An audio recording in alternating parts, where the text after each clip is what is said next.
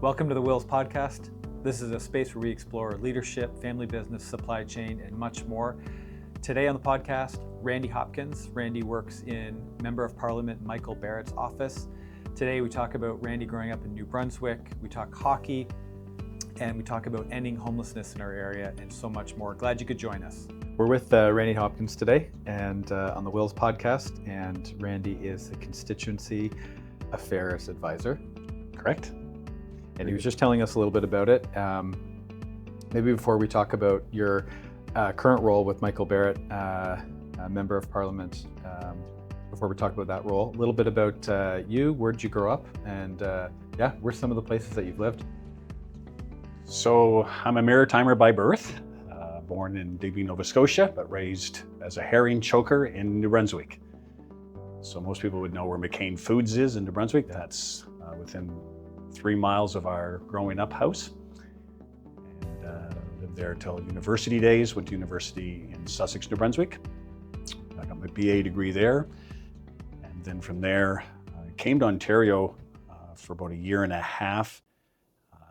And then went back down east for another 4 years, and then came back up just about 37 years ago now, I guess, and have spent the majority of my adult life here in Ontario, so in Brockville. Yeah, and any other places in Ontario other than Brockville? No, just in Brockville. Okay. Yeah.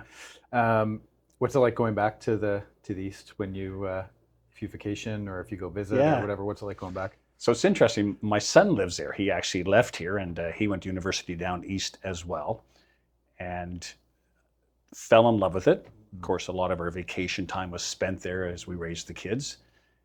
And he said, I'm going to be going down east. He kind of pre-warned us, but ended up being here for about 6 years after university, and then went to New Brunswick to Fredericton. And so now we go down probably every other month. We head to the East Coast to visit him and his beautiful wife and the grandkids. So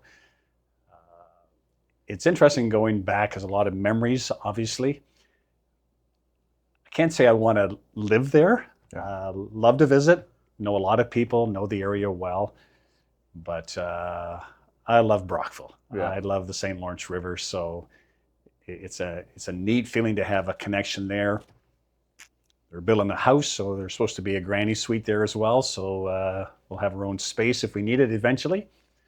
So I'll probably have the best of both worlds, which is kind of nice. So maybe a granny suite plus, like you, your wife, and your mom. Maybe, you never know.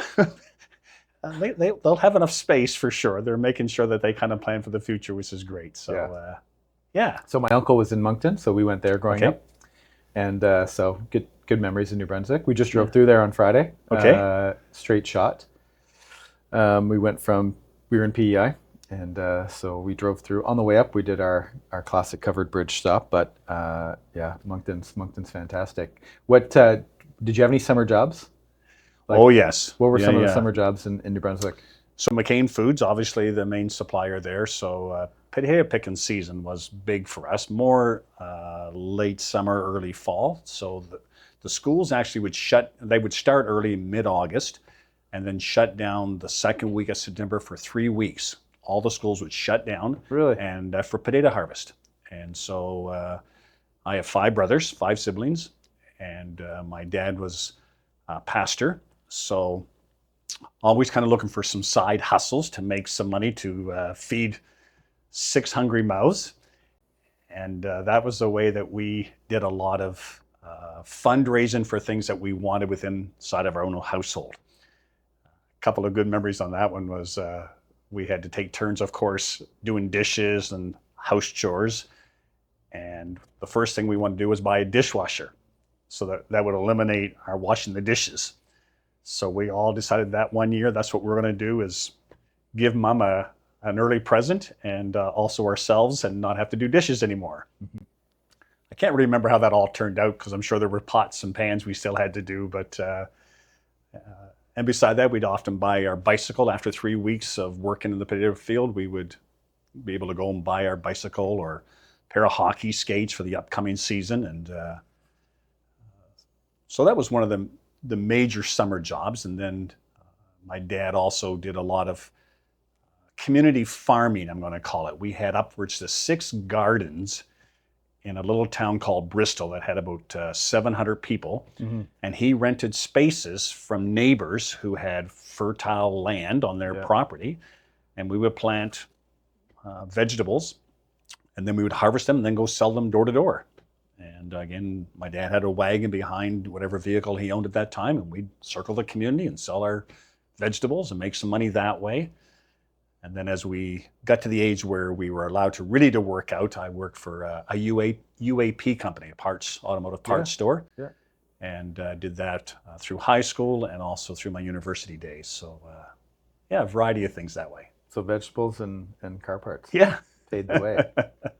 That's awesome. Yeah, McCain, like everything, like McCain, Kent, Irving. Yeah. These are like the big employers, right? You can't miss those when you drive through. No, and they're always looking to put back into people within the communities. And interesting that through those years we were privileged to play hockey with community funding, but also we were smart enough that once we were inside the rink, we also knew there was money in refereeing, money in cleaning the arenas, and so we always started into that, working in the canteens, all of that kind of stuff we would do before and after hockey. I remember it was about a 3-mile journey down to the local arena, and we'd be hitchhiking with our hockey bags over our shoulders, and people would stop and pick up one of the Hopkins boys and take them to the rink because they knew where we were heading. And with 6 boys, we were all going different directions, so mom and dad couldn't really carpool all of us at the same time. So until we got our license, that's how we often got to the rink if they were busy. And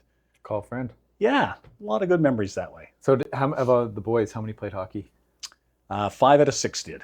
Really? Yeah, and there's between those 5 of us, there is a 7-year difference. So oh wow, mom brags 4 of us in 3 years, and then 1 more after that 3 years later. So and then 3 years after that, the final one. So it was. So is that what is that like for who you are today? What's that like growing up with all the brothers? Was it competitive? Was there teamwork? What's the relationship like it's actually now? So we're I think now 5 of us are all in our 60s. Yeah. So that's kind of interesting to think back. Time has gone that quickly. 4 of us played hockey within a 3-year bracket of ages, and often I was the 4th one, so I was privileged to play up with the other 3. Yeah. So that was always good because one of our brothers was the goalie, so they always wanted to make sure that the Hopkins boys were playing. And so you played a few seasons where you played up. Guys were 2 or 3 years older. Yeah. Really? Yeah.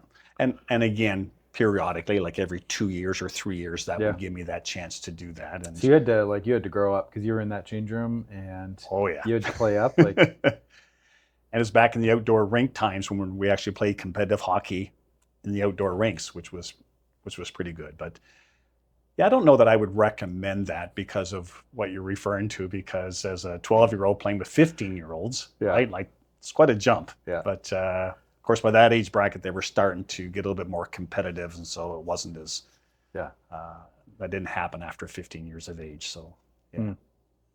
And then so the same love for the game, for hockey, and where did it lead, that opportunity that you kind of gave back to the community, both from a Christian sense and also for sport? How did that lead to the kids program in Brockville?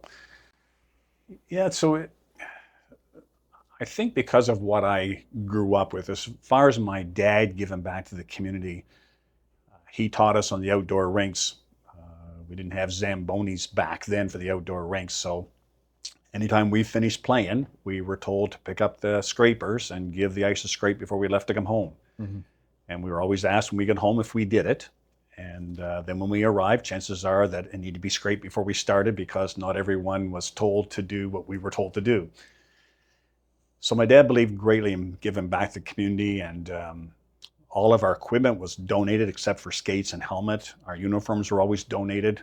We get to play hockey school in the summer with guys like Danny Grant back in the day. And those privileges were just that. And as I grew into adulthood, someone still questioned if I got there yet, but in raising our children, I could tell my son had a passion for hockey. And it was interesting to watch that journey unfold, because at that point in my life, I was a pastor. And obviously Sunday mornings and worship was a very passionate part of my life, and balance between spirituality and how does that work into hockey and sports and just different parts of our life.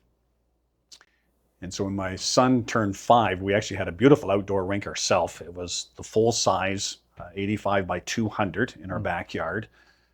Had night lights. New Brunswick style. New Brunswick style. Yeah, right on. I was on a pond that had bedrock as a base. And so we put boards around it. I had night lights, had a score clock from the old Lutheran in Brockville that was donated. So that was hooked up.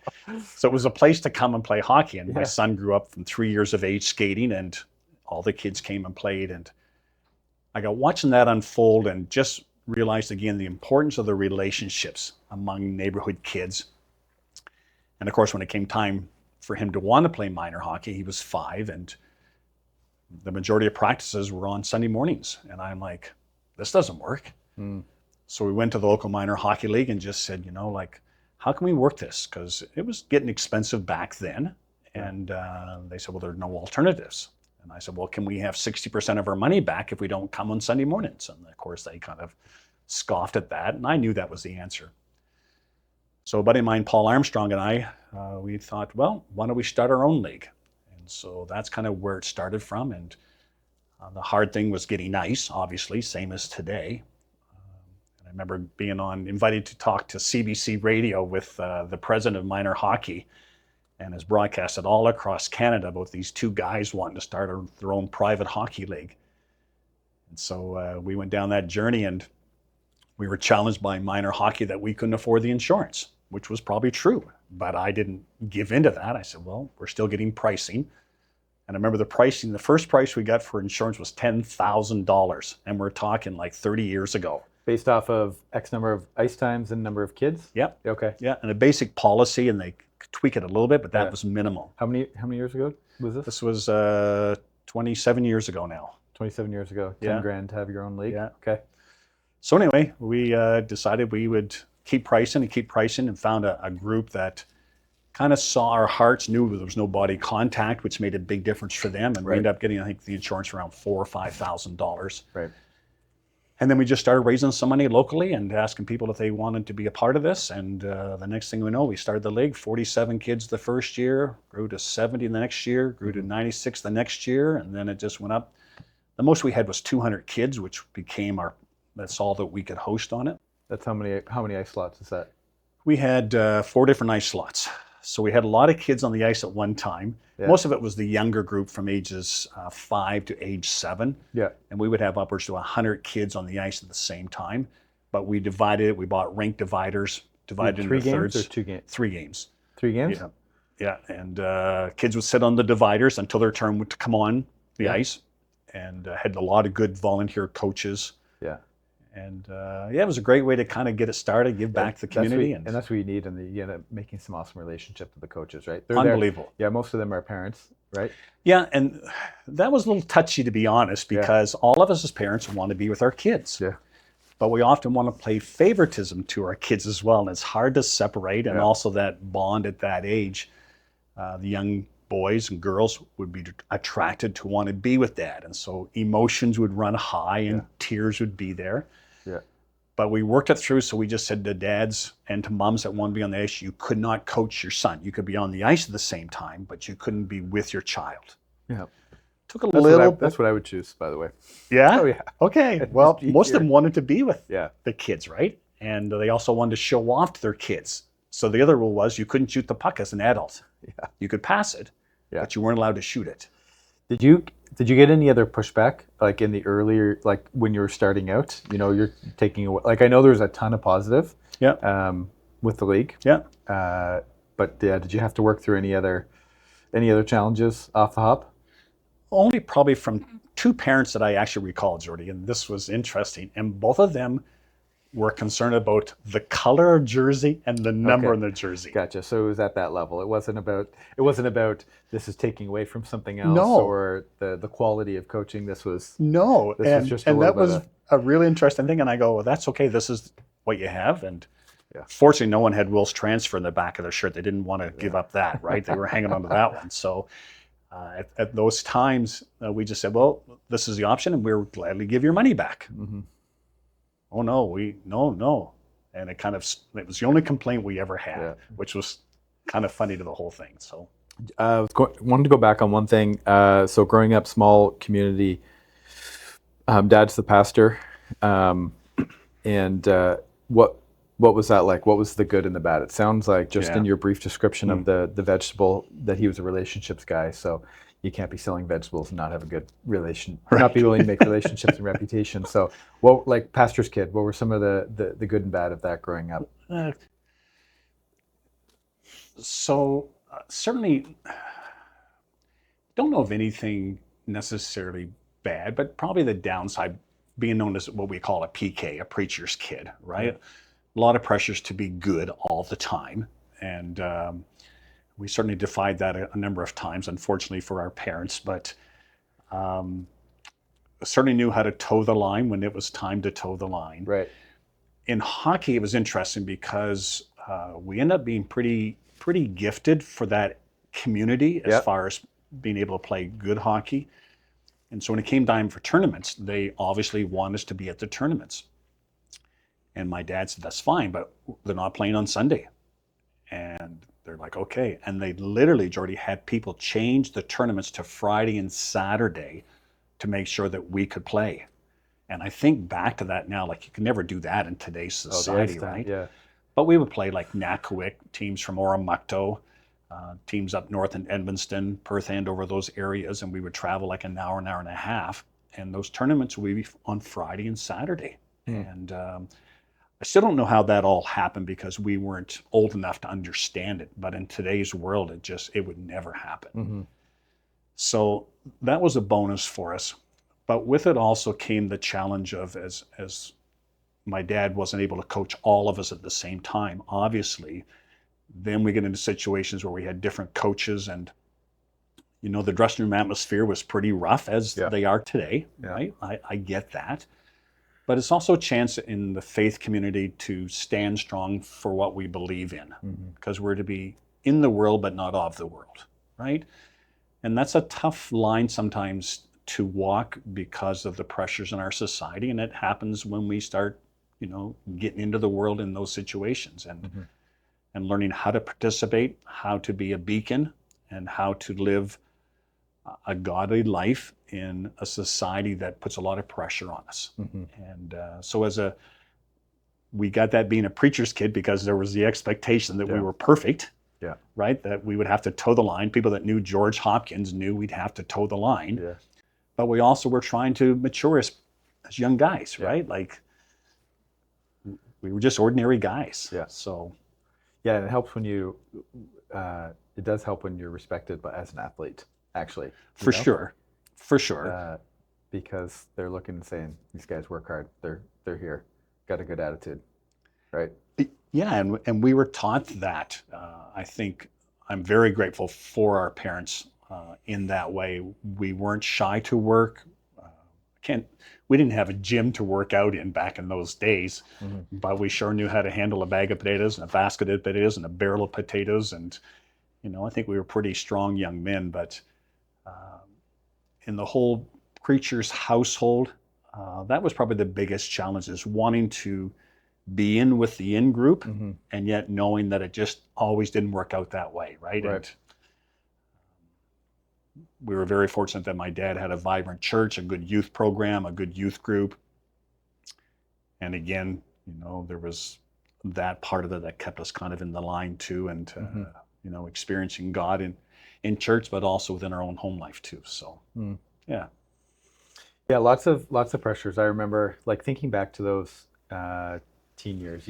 You want to be liked and you want to be popular, and taking a stand on values as a teenage there's few and far between really want to take a stand, because at the end of the day, you want to be liked and you want to do what's popular. So yeah, those are interesting times for sure. And then there's a certain point, whether it's in your teen years or later in life, you're like, actually, no, these are the values. This is what I stand for. This is what type of person I want to be. Therefore, Yeah.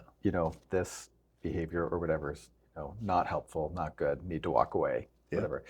So sometimes when brothers play hockey, there ends up being like, I've heard brother stories of, there's some good brothers here in Smiths Falls. There's good stories of like brothers fighting each other. And then there's also brothers sticking up for each other, and then everything in between. Does anything come to mind for brothers on the ice sticking up for each other or needing to against a particular team? Oh, I remember one clear one because I would probably be in the peewee age bracket, peewee to bantam age bracket. And my oldest brother was at that time the feisty one. And I remember being decked behind the net with the guy just blindsided me. And my oldest brother came around the corner and just laid him flat on the ice. And I only remember it because the other two, the twins that were between us, told me the story, because like I was laying on the ice, I was one hurting boy. And when I kind of came to and realized what was going on, he was in the sin bin, we always called it, in the penalty box. And my twin brothers told me of kind of what happened as I'm kind of recovering on the bench, trying to get out for the next shift again. But that was one of where the sibling love stepped in for sure. I wish it was that way all the time around the house, but he was the one usually that decked me. But in that particular situation, he decked the other guy, which was kind of nice. So, yeah. How did your role in Michael Barrett's office come to be? What was kind of the lead up to meeting Michael and then joining his team? Yeah, interesting. So we actually met. I was on municipal in Edwardsburg Cardinal in the municipal world, working as a chief building official there. And I met Michael. He was on council there. So once a month, I had to come in and give my monthly report to council. And I met Michael in that process. And we became friends and just shared a lot of our spiritual journeys together. And at that time, I think he had 3 of the kids, I think, when we first met. And I was there for 4 years. And I think he was on council pretty well all 4 of those years that I was there.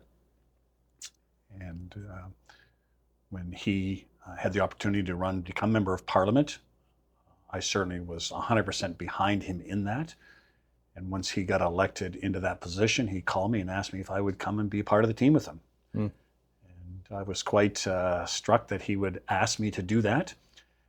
I was not political before that at all. I had my own values. I voted the same all the time. Right. But I just didn't know the interworkings of the political world.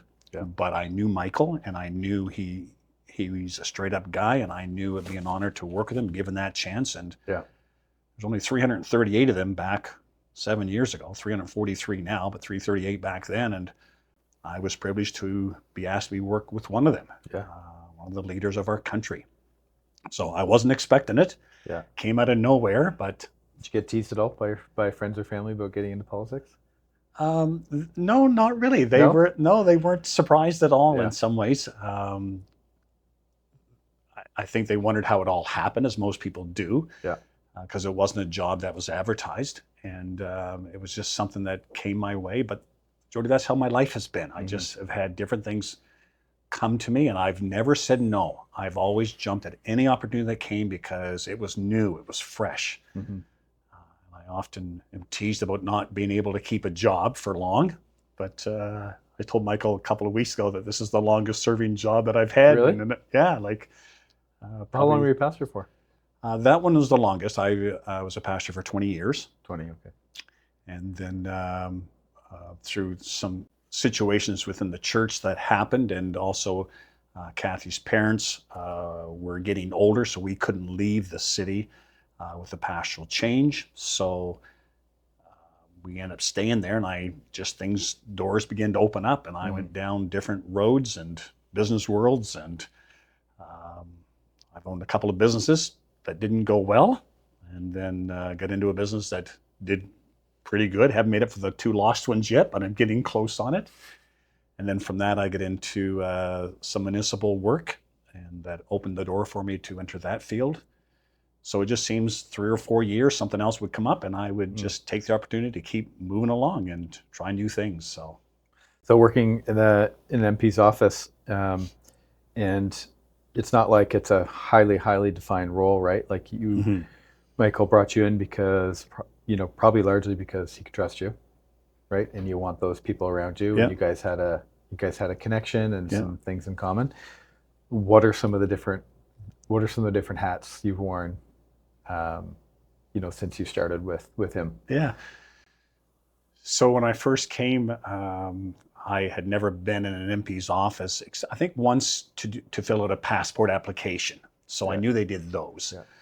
But it was definitely... There's some irony to that, right? People reach out to you from time to time about passports. 100% they do. Like, we do a ton of applications for passports. Yeah. It's a big thing. Yeah.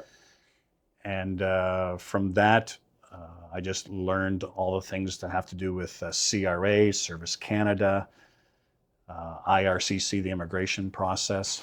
So those are all ways that we assist people in pensions, right? CPP, OAS, those kind of things, helping seniors, child tax benefits, disability stuff.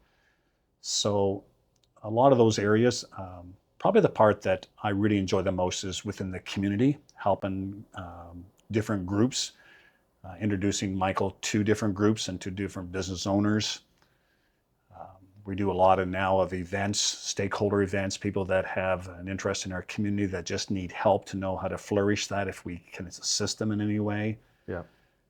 And just to help, even this summer, we spent a lot of time doing different community free events. We did one in Prescott not that long ago where we just did 2 hours of free hamburgers, free hot dogs, free entertainment, bouncy castles, just to help people that maybe can't get away for the summer or were stuck where they are and weren't able to get away on that weekend. So it gave the kids and families something to do on that weekend. We just did one in Cardinal this past weekend, and we gave away 600 ice cream sundaes. Yeah.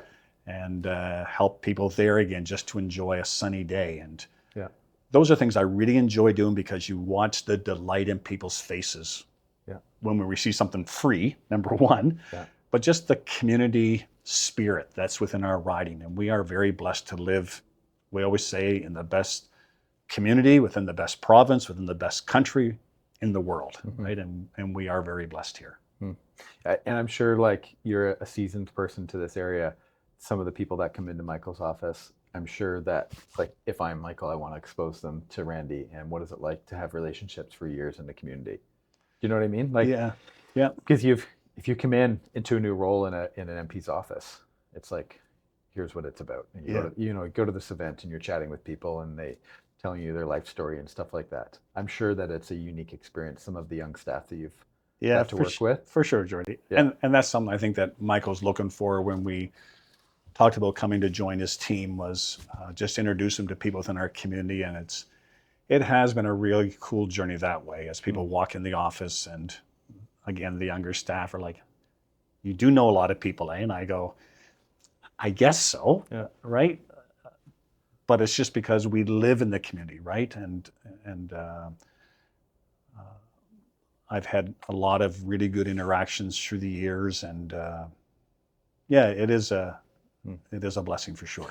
And the office has made like a little shift. You're gonna look for more community events in this coming year. Yeah. So part of what we want to keep helping our community to see is who Michael is and get a chance to meet him. Because when you're in Ottawa, the majority of times people see Michael in the House of Commons and in debate period. And we want them also to see him when he's within the community because it's a different atmosphere altogether, right? Definitely. 100% different. Yeah. And so this has been good this summer to have a chance to have a number of events where they get to meet Michael and the family and just to see them for who they are, just regular, quality, top of the notch people, right? And to see the life that he does live. So.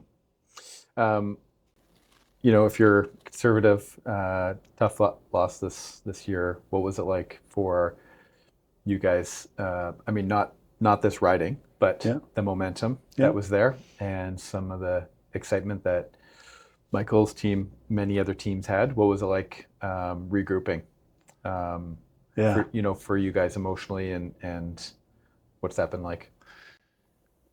Certainly tough, right? Because the numbers were looking good, through the fall and coming into the early winter, and then it started turning a bit for us. And I think we were always still hopeful that it might change, but obviously when it did not, certainly, with the first couple of weeks, it was tough trying to wrap your head around it, because the next question is when is there another opportunity?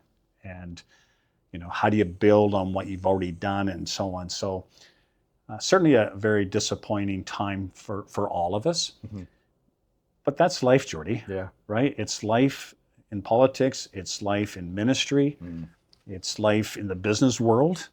Right? Like, we've all had those walls that we hit, and you can either just say that's it and pack it in and try something different, or you get up, brush yourself off, talk to the team together, and Michael's done an amazing job that way, and I think the whole Conservative group have done a good job at that, and we're looking forward to the fall again here now. Parliament starts sitting less than 2 weeks now, so 2 weeks from yesterday. You ready for some driving? Oh yeah. I haven't had the privilege of being on the Hill on a regular basis, and I'm going to have a chance to enjoy that this fall, which will be nice. So I'm not sure what that's going to look like, but I'm excited about it. What could a day look like? I can tell you in a couple of weeks, probably. Okay. So there's a lot of committees. Michael serves on a couple of committees, and then meetings with stakeholders there from time to time. And there's a lot of office work to do with emails and phone calls and those kind of things there as well. So we'll see what it all unfolds and so on, but I know we're prepping. Typically an MP, when there's a house sitting, they're on the Hill, and they want to have a full schedule, take advantage of the time, right? Yep, for sure. And for Michael, he drives back and forth every day. So different than you think about MPs that live in British Columbia, or like we said, down east. Fly right? for the week, fly out. Yeah, like that's a tough life. That's a real tough life. Yeah. And I think especially the British Columbia guys, because 3-hour time shift. So you leave, Thursday night or Friday, and you fly out west, however long that flight is. You lose and gain 3 hours in that time frame. You're trying to meet with your family and have time with them, and then also have community events and come back. Like, that's really tough. Right. And if you're not close to Vancouver, you've got a flight and a layover and a flight. So it's a day. Yeah. So a day on each end. Right. It's not a life that I would like, I can tell you that. So Not at all. yeah, so if there's a little bit of traffic on the 416, you count your blessings, right? And we know it's mostly on the 417, right? 416 is usually pretty good, right? Yeah. And but yeah, Michael gets to see his family every day at some point, which is really nice. So, tell me a little bit about the journey of homelessness awareness in our community, and how that got on your radar, and what you decided to do about it, and how you're going about inviting people into solving that problem together. Yeah. So we're all aware of homelessness now more than ever before. And I've been involved with Matt's Auto Service in Brockville, which is right near the railway crossing in Brockville, where the bridge has been shut down. Now it's open this weekend for the first time in 3 or 4 months. And we began to see some homeless activity in our garage property. And I recall when it first happened, Jordy, like, my heart just broke for some of the people that we saw on our property and what they were doing to live. And the next thing I know, it's spilling over onto the office across the bridge where Michael's office is. And there's a gas station there, a convenience store, a drugstore, a variety of other businesses. And I'm watching these people wake up in the mornings, because when I arrive at work, they literally were sleeping on the sidewalk. And I'm like, where you don't remember that from 15 years ago? No, not to that degree at all. And what year did you start? The year did it become particularly a challenge? I think probably when the pandemic hit. Yeah. For whatever reason, I don't know if it was pandemic related, but I remember that specifically 2019, 2020. And you know what? I started giving people, a raincoat and an umbrella, and I go home and get a sweater or a sleeping bag and bring it down, and I go to Tim Hortons and buy something and bring it back, and I'm like, this is not fixing it. This is helping, Right. right? But it's not going to stop it. Right. So I remember I was with MP Clark and MP Barrett on a journey that we were making, and I turned to MPP Clark and just said, like, who's doing this right? Who can fix homelessness? And right out of his mouth, he said, a group called Indwell. And I go, in who? And he goes, Indwell. He said, Google it. I said, Steve, I'm driving. Like, talk to me here. And so he expressed, his gratitude for what they have done on the western side of Toronto, and shared they had 85% success rate in getting people off the street to those that wanted to move forward and stay clean. So anyway, we've started down that journey. It's hard to get provincial funding dollars for everything that our province needs, and probably that's the biggest challenge now, is to work alongside other organizations and try to get dollars for operations of places. Indwell works with a Christian-based model, and in that there's a capital side and then there's the operational side. So capital dollars are somewhat easy to muster together because there's an investment into real estate, which is a little bit easier. When it comes to operational dollars, there's so many groups that need dollars for their programs, and it's a matter of getting in line for that and hoping that sometime, because we need to go from start to finish. That's my personal belief with an organization that starts it, gets them into detox or into withdrawal management, anywhere in that vicinity, and then take them through of where they actually become independent living, and whether that's in an apartment or whether they can actually, eventually maybe buy a house, what that could look like. But I think the same organization needs to walk from start to finish so that they can keep tabs and know how they're moving along. And Indwell does that. They do the whole thing start to finish. A lot of the other organizations are doing very well with their area of expertise, but we find a lot of people get back on that merry-go-round again if there's not a person that can walk the journey with them. And so that's where my heart is with the Indwell model, because you walk from start to finish. So as the question about the more recent homelessness aspect, is it have similar correlations to addictions than before? Like, are we seeing different numbers right now of folks who would experience homelessness but not have addictions? Or is there do you think there's similar correlations than before, but an increase in homelessness? I think there's a bit of a shift. I'm going to say in 2020, about when I started seeing it, a lot of it was with addiction and mental health issues. Right. Now it's become people just can't afford to live. And so people are going out because of poverty, and now they are without a place to live. And so homelessness, not necessarily connected to addictions. And some of that is just employment, right? They're not able to keep a job. And some of that has become part of mental health issues, but not addictions. Right. So Indwell, the model there is there's a number of reasons why they're without a home, and they can deal with correct, right, multiple sources. Yeah, because it's kind of like a tiered process to help people out. So if they are addicted and they need to go into detox, for example, that's a hard program. I'm fortunate. I've never been addicted to drugs or to alcohol, Jordy. So I'm very blessed that way. And not everyone needs to come in that level.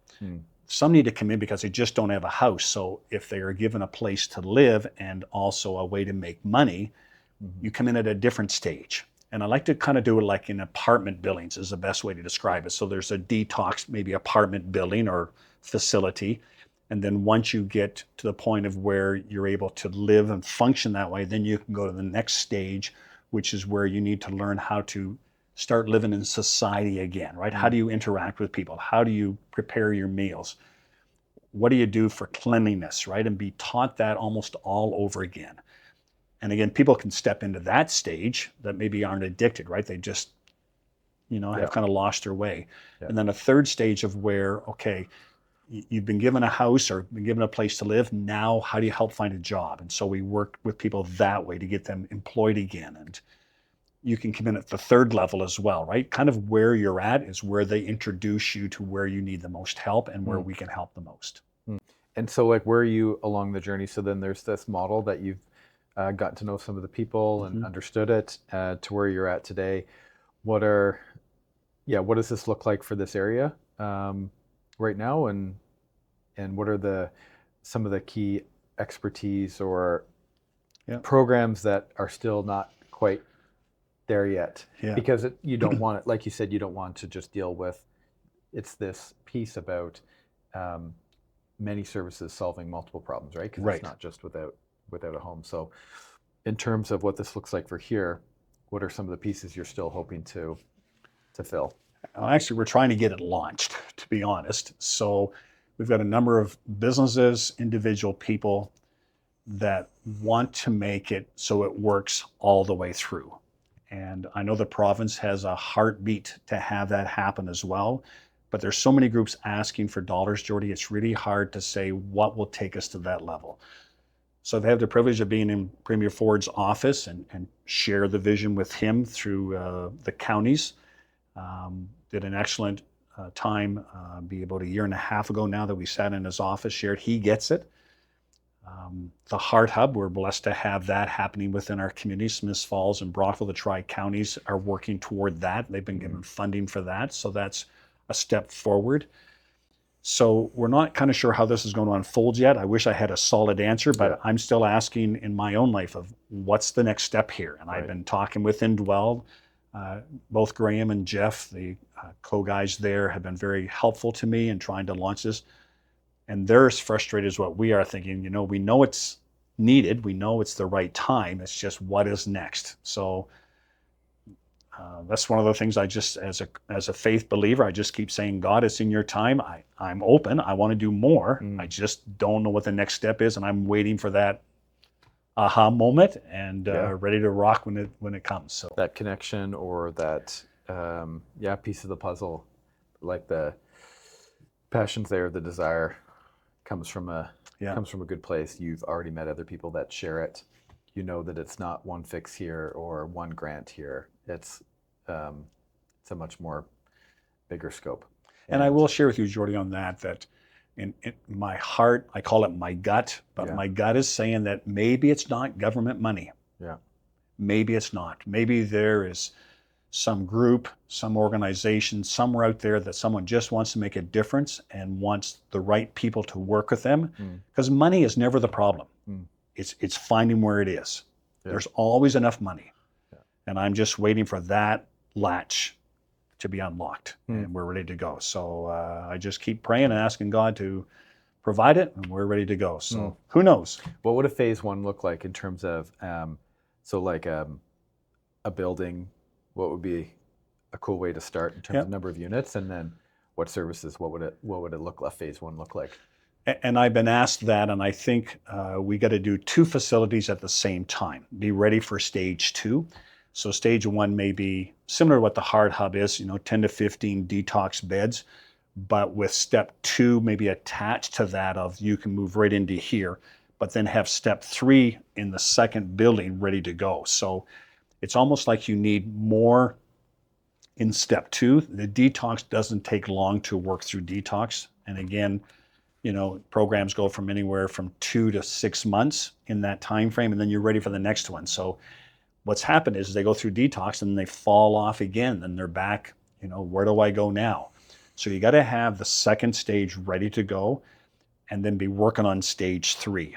So if we had a facility that could hold 60 apartments, maybe 2 30s, I don't know what that would really look like, but have it already laid out so that, this one, pretty well a locked ward area where people, are safe to go through that. And then steps over here and steps over here ready to go. You got to have those already at the same time. So that'll be the challenge, but I also think it gives people hope that I can keep moving. I'm not going to be left alone along the process. So. Okay.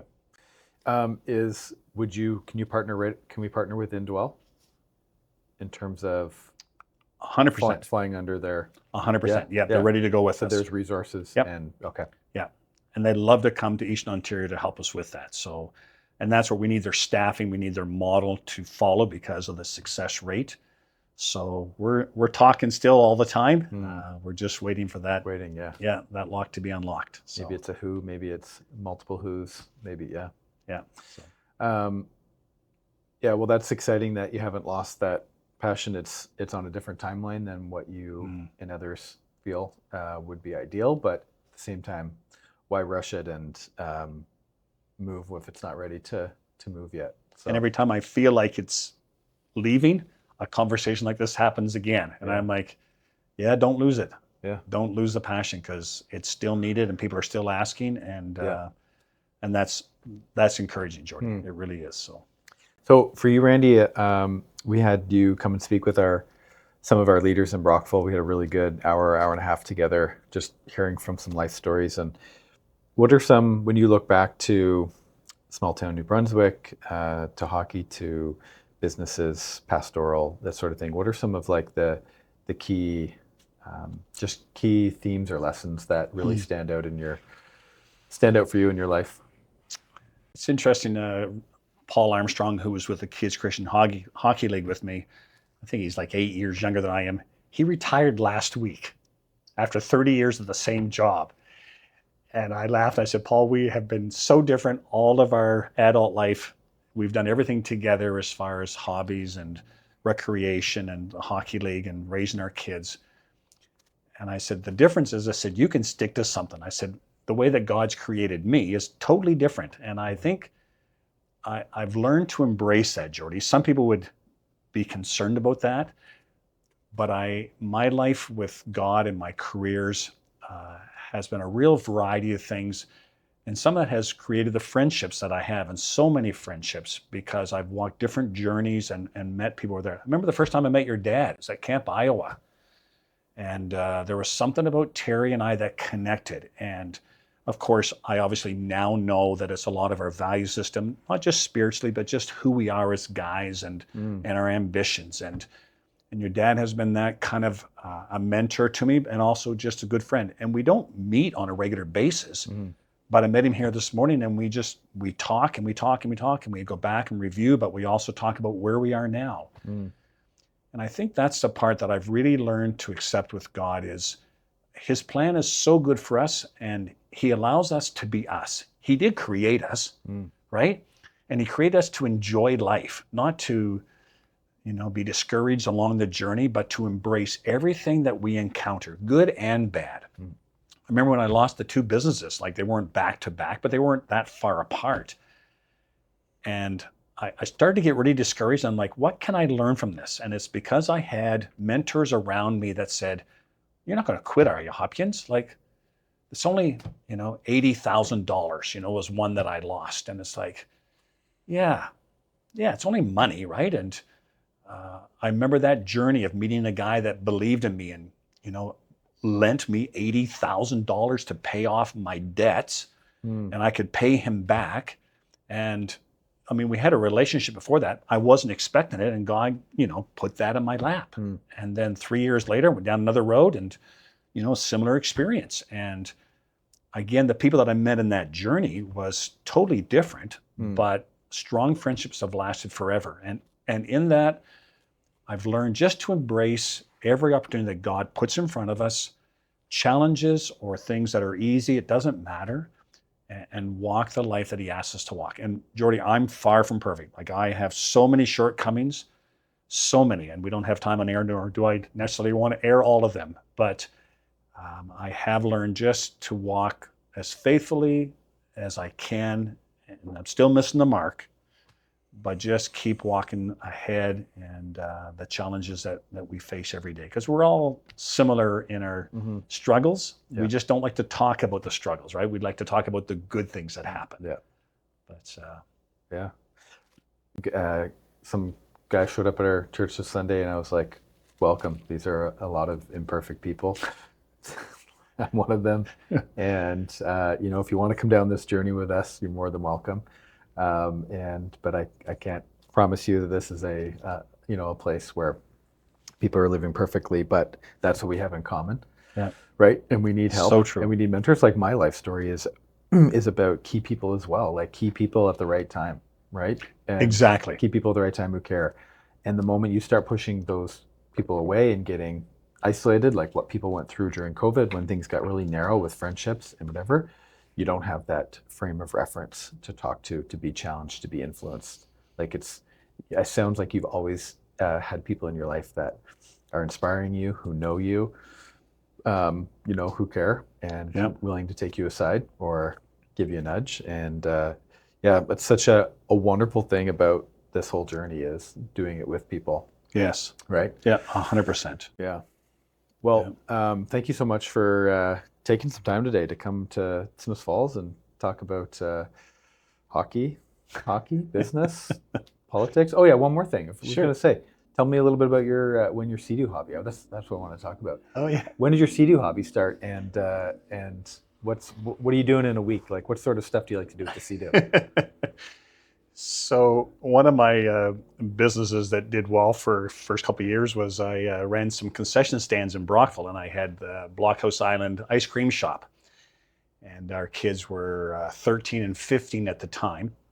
So I got the contract. This was when I retired from ministry and tried to walk whatever the next journey would look like. So we're going to build a twin pad arena. That was my first objective, is to do that in Brockville, right where the PV Mart was, right behind Walmart. And I bought 10 acres there with some investors. And part of it was where we're going to run our own concession stands in the twin pad arena or farm that out.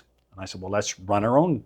Let's bid on the contracts in Brockville, which we did. Yeah. And that came with Blockhouse Island and the 2 rinks. So at Blockhouse Island, we started serving ice cream. I'm like, we're here on the waterfront. I got to have a Sea-Doo. And I had a couple of friends that had them. So I went and bought the first one. 2 weeks later, went and bought the second one, because you can't have one Sea-Doo. You got to have 2.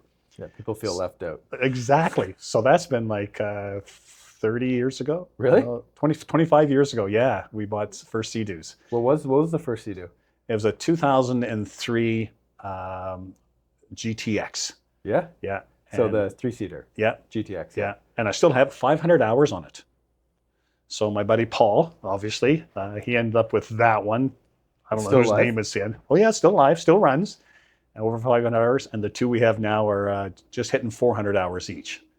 So Okay. yeah, so Our first Sea-Doo was a Polaris. Oh, yeah? It starts with a V. I can't think. Virage, maybe maybe I've never Virage. had them. I just stick with the BRP products. So. Yeah, well, we can't buy them anymore because they don't make them. But it was a 1993, and it had a 700cc, and it would do 50 miles an hour. So I was, Oh, that's fast then. I was like 8 or 9 and had 50 mile an hour Sea-Doo. Yeah. Looking back though, the Polaris ones look hilarious. Have you ever passed Oh, a yeah. vintage Polaris? Yeah. No, they're hilarious to see now. Yeah. And so where does the Sea-Doo hobby take you these days? So 7 years ago, my son and I did a trip from Kingston to the Atlantic Ocean. So 4 days, 3 nights. What a rush. We had a whale come right up in front of us, and he goes, Dad, that's a whale. And it breached like right in front of us. Where were you? Riviere de Loup. Really? Yeah, it was crazy. And We just took the ferry. Yeah. Took the ferry from. That's where we saw it. Tadoussac to Riviera. Yeah. And we actually had stopped there to get winter clothes. It was Labor Day weekend, and we were so cold. We went and got winter snowsuits from Walmart and rain suits to go over top because it was so rough. And it was an experience. So we try to do those kind of things. So next week, I'm hoping to take a run down the Rideau. We'd like to put in around Rideau Ferry area and come to Brockville. So we run the canal and try to do that once a year if we can. So that's a journey hopefully I'm going to take next week. And So Smith Falls or Rideau Ferry, head southwest towards Kingston. Yeah. There's about, all in all, there's about 20 to get through. there's a lot of locks yet. 20 to, I I can't remember know. the number. I used to know them. So our family vacation was, we left our place Okay. and we went down to Kingston. Okay. And so second week of August, growing up every year, that was our vacation. Okay. So stay the first night at Jones's Falls. Yeah. End up in Kingston, stay there for a night or two. Yeah. Brockville, Gann, and then there was a few islands that we liked. Yeah. Yeah. And more memories. Oh, it's great. Yeah. The kids, now the grandkids, our oldest ones are 7, and they live to Sea-Doo whenever I'm available, either dragging them to the East Coast or Yeah. they come up here and So the ride from, do you want to end up in Kingston or Brockville? Brockville. So what can you do Kingston Brockville in? About an hour and 15. Yeah. Yeah, maybe an hour and a half, an hour and 15. Yeah, I've done it that way. But you're rocking full tank of gas. Yeah, Yeah. yeah. But it is rush. Depending upon the water conditions, right? Yeah. When we did it first, we actually met guys that came from Florida. A father and son came from Florida on brand new machines. They were 3 months coming and 3 months going back, and we met them on the Rito. That seems a bit much, eh? Oh, that was insane. I don't know if I could do 3 months on it or not, but the 4 days and 3 nights, that was a big enough challenge. But So on the St. Lawrence trip, as you were starting, as the St. Lawrence gets wider, yeah, rougher, etc., like, yeah, what was like the last leg like? that was why we were freezing so much. And of course, the tide coming in, right? You get the salt water coming in. That's why the whales come in that far. Yeah. And we were literally trying to get from wake to wake, but we end up going right through them many times because you either go 30 kilometers an hour or you try to beat it through at 60, 70 kilometers an hour, Yeah. and you just get beat to pieces. It was rough. It was rough, but a good challenge. So, Wow. yeah. So we were just at Tadoussac. I'm not Yeah. pronouncing Yeah. that right, but Yeah, that's so right. we saw a bunch of whales. Oh, did We saw you? beluga whales. Okay. And a fin whale and a minke whale. But there's all these spots in the line where the salt and the fresh are doing that. Yes. And it's everywhere in the St. Lawrence. So those Yeah. whales it's going through fresh and salt, and it's apparently a great feeding ground. Yeah. Which is why some And of the they whales come there. it's very much protected. It's really protected there. So on Sea-Doos or personal watercrafts, you're going to be very careful where you're going because big fines if you cross that imaginary line. Hmm. So we were on the good side, but still, you got to watch that. Well, it was awesome chatting today, and you've been a good friend to the family and to the business, and just appreciate love of people and love of our community, because we need that. You really believe in it, and that we're here for a purpose, and that there's lots of things we can give back to the people around us. And so it's good to chat for a little bit, Randy. Thanks, Jordy. This has been awesome. Yeah, Really thanks. appreciate you and your family, and it's been a good friendship and a lot more ahead, I'm sure. Yeah, thanks, Randy.